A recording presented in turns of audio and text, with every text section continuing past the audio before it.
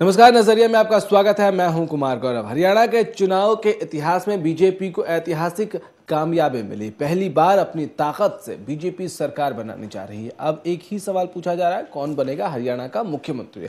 हरियाणा में जाट बनाम अन्य एक बड़ा मुद्दा है। ऐसे में बड़ा सवाल यह भी है कि इस जाट बहुल राज्य में बीजेपी किसी जाट नेता को सीएम बनाएगी या किसी गैर जाट को। हालांकि कुर्सी एक है, दावेदार कई। ऐसे में सीएम चुनना इतना आसान काम भी नहीं होगा। इसी मुद्दे पर मंथन करने के लिए हमारे साथ दो मेहमान हैं। डॉक्टर पूनम मानबुरा जी हैं, प्रवक्ता हैं हरियाणा बीजेपी की, और नवरातामल भटनागर साहब हैं, हमारे साथ एक्सपर्ट हैं। सबसे पहले पूनम जी, आपको बधाई दे दूं क्योंकि कल से जीत के बाद आप पहली बार हमारे स्टूडियो में आए हैं। बहुत बहुत धन्यवाद आप सभी को भी। चलिए, अब एक बात बताइए कि ये कितना मुश्किल वक्त है बीजेपी के लिए। एक लड़ाई तो बीजेपी ने जीत ली कि हरियाणा का चुनाव जो है बहुमत से जीत लिया आपने। ये कश्मकश कितनी मुश्किल है? नहीं गौरव, ये कोई मुश्किल तो नहीं है। पहले लक्ष्य था जीत का, कि भाजपा कितनी सीटें लाती है। अब भाजपा ने पूर्ण बहुमत में हिस्टोरिकल रिकॉर्ड की एक जीत कायम की है। पहली पार्टी ऐसी आई है, पहली बार कि बैसाखियों के सहारे की हमें जरूरत नहीं पड़ी है। अब तक हमने और पार्टियों के सीएम बनाने में सहयोग दिया है और उसमें भाजपा का पूरा सहयोग रहा है। और अब पहली बार जब हिस्टोरिकल एक रिकॉर्ड साबित हुआ, पूर्ण बहुमत में भाजपा आई है, तो सीएम का डिसीजन मैं नहीं मानती कि एक कश्मकश और ये सब दुविधा का प्रश्न हो। बस कल संसदीय बोर्ड की बैठक बैठ जाएगी और जो भी सीएम संसदीय बोर्ड चूज करेगा वो हम सब कार्यकर्ताओं को और जनता को अच्छा ही होगा। अनुभवी नेता ही दिया जाएगा पार्टी की तरफ से। संसदीय बोर्ड का जो भी फैसला होगा। पूनम जी जितने आसानी से इस बात को बोल रही है कि बड़े मुश्किल का काम नहीं है, क्या आपको भी लगता है कितना आसान होगा? नहीं, ऐसा नहीं है। मैं एक तो पूनम जी की बात में थोड़ा सा करेक्शन कर दूं कि संसदीय बोर्ड की मीटिंग कल हो चुकी है और उन संसदीय बोर्ड ने वेंकैया नायडू जी और श्री दिनेश शर्मा जी को पर्यवेक्षक भेजा है और अब बीजेपी विधायक दल का नेता बनाया जाएगा और बीजेपी विधायक दल में दोनों की मौजूदगी रहेगी। विधायक दल बैठेगा और वहां तय होगा। बिल्कुल। अब इस समय हरियाणा की राजनीति में एक ये बहुत बड़ा पेंच है कि सरकार तो बहुमत से आ रही है भारतीय जनता पार्टी की, ठीक है, लेकिन सीएम बनाने के लिए कई तरह की जद्दोजहद से पर्यवेक्षकों को भी और पार्टी को भी गुजरना पड़ेगा। क्योंकि अगर हम इस तरह से देखें कि पानीपत से पंचकुला तक की जो जीटी रोड पूरी बेल्ट है, वहां पर केसरिया ध्वज फहराया जा चुका है, ठीक है। करनाल से श्री मनोहर लाल खट्टर जी हैं, वो विधायक हैं, राष्ट्रीय स्वयंसेवक से काफी पुराना उनका इतिहास रहा है, प्रचारक भी रहे हैं, राष्ट्रीय अंत्योदय योजना के चेयरमैन भी रहे अटल जी की सरकार के अंदर। तो मतलब मनोहर लाल खट्टर जी फिर पंजाबी समुदाय से आते हैं। इस समुदाय को प्रतिनिधित्व दिया जा सकता है हरियाणा की राजनीति के अंदर, क्योंकि जो बेल्ट रही वहां से मतलब जाट बाहुल्य क्षेत्र में जब अमित शाह जी गए तो वहां उन्होंने कैप्टन अभिमन्यु जी को मुख्यमंत्री का बताया कि जो कैप्टन इज ऑलवेज कैप्टन। और जब अहिरवाल बेल्ट में गए तो वहां उन्होंने राव इंद्रजीत जी से और रामविलास शर्मा जी के कंधे पे हाथ रखा। और इधर मनोहर लाल खट्टर जी को उन्होंने पहली जो रैली हुई मोदी जी की, माननीय प्रधानमंत्री जी की, वो करनाल में हुई। और बाद में ऐसी भी खबरें आई कि मनोहर लाल खट्टर जी को हेलीकॉप्टर की सुविधा पार्टी ने मुहैया कराने के लिए बोल दिया था कि आप अगर कहीं भी प्रचार करने हरियाणा में जा सकते हैं। तो ये सारी इंडिकेशन उस समय से चल रही थी। आज अगर हम उन सारी चीजों को, वस्तु परिस्थितियों को मिलाकर देखते हैं, मतलब मुश्किल है तस्वीर इस वक्त, आसान नहीं होगा ये जज करना। नहीं, बिल्कुल, क्योंकि आज आपने देखा होगा, आज दिन में न्यूज फ्लैश हो रही थी कई चैनल्स पर कि राव इंद्रजीत जी ने कुछ विधायकों की मीटिंग बुलाई है अपने निवास स्थान दिल्ली पर। 11 विधायक हैं अहिरवाल, बिल्कुल अहिरवाल बैठ के। इधर से चौधरी वीरेंद्र सिंह जी ने उचाना में स्टेटमेंट दिया था कि भाजपा सरकार तो बना रही है, स्थायित्व की सरकार चाहिए। तो कहीं ना कहीं एक अंदर से टसल है, उसको किस तरह से बीजेपी उस घमासान को रोकने में कामयाब रहेगी, ये देखना होगा। पूनम जी एक बात बताइए, आप कह रहे हैं कि आसान है, लेकिन मेरे हिसाब से ये आसान इसलिए नहीं है क्योंकि जब चुनाव प्रचार चल रहे थे उस दौरान से ही कई स्वघोषित सीएम उम्मीदवार हैं आपके दल में, क्योंकि भले वो खुलकर नहीं बोल रहे पार्टी आला कमान के सामने, लेकिन उनके अपने अपने इलाकों में जहां चुनाव प्रचार वो कर रहे थे, उनके कार्यकर्ता बड़ी आसानी से, बड़े बेबाक तरीके से कह रहे थे कि इस बार तो यही सीएम होंगे। चाहे रामविलास शर्मा की बात करिए या कैप्टन की बात कर लीजिए, उनके इलाके में उनके कार्यकर्ता यही कह रहे थे कि आप विधायक को नहीं सीएम को वोट दे रहे हैं। नहीं गौरव, देखिए सेल्फ डिक्लेरेशन तो मैं नहीं मानती कि कोई भी कहकर कि मैं सीएम बनूंगा, ये ऐसे तो मैं नहीं मानती किसी, क्योंकि सभी वरिष्ठ नेता हैं, सभी का अपना अनुभव रहा है, इतने सालों से वे भारतीय जनता पार्टी से जुड़े हुए हैं, कुछ संघ से भी जुड़े हुए हैं।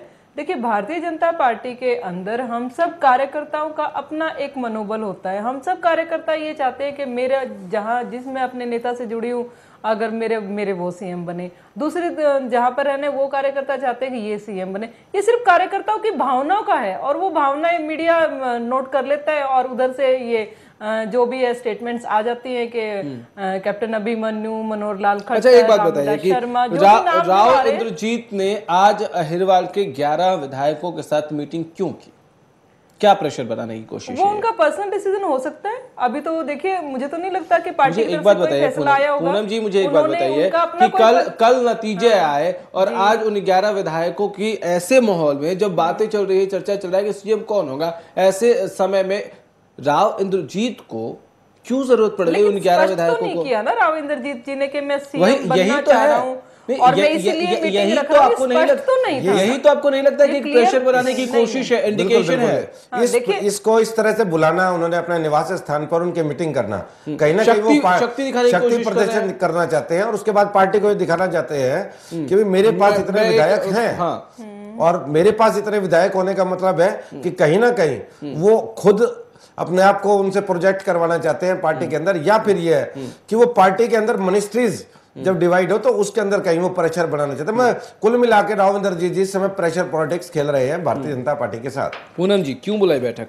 नहीं, मैं नहीं समझती। देखिए उनका अपना डिसीजन भी हो सकता है, अगर हो सकता है कि वो सीएम बनना चाह रहे हो, देखो वो उस इच्छा को मैं कैसे नकार सकती हूँ कि उनकी अपनी पर्सनल, तो राजनीतिक आकांक्षाएं सभी की है, राजनीति में आते हैं तो संभावनाएं है, राजनीतिक क्षेत्र ही संभावना का है। अगर वो 11 एमएलए अपने रखते हैं, अगर वो मीटिंग कर रहे हैं और मीडिया को इस बात की खबर रखी है, तो इसमें मैं तो नहीं चाहूंगी कि वो सीएम बनना चाह रहे हैं। अगर वो सीएम बनना चाह भी रहे हैं तो उसमें आप ये देखिए कि 11 एमएलए का रिजल्ट क्या है और उनकी अपनी भावनाएं क्या, और उनके अपने मत विचार जो भी है, पूनम जी वो 11 जो भी विधायक हैं उनके अपने भी डिसीजन होंगे, क्या है जो भी है वो तो बाद में पता लगेगा। उनका जो प्रभाव है राव इंद्रजीत का वो अहिरवाल में कोई डिनाई नहीं कर सकता। नहीं, किस संदर्भ में मीटिंग रही और मीटिंग का क्या निर्णय रहा, क्योंकि देखिए जब हम मीटिंग रखते हैं, हरियाणा से बीजेपी की पूनम जी, मीटिंग किस लिए रखी गई? पूनम जी आप प्रवक्ता हैं, आपसे बेहतर कौन बताएगा इस बात को? नहीं, अभी तो मेरे पास भी अभी तक कोई वो नहीं है कि राव इंद्रजीत जी ने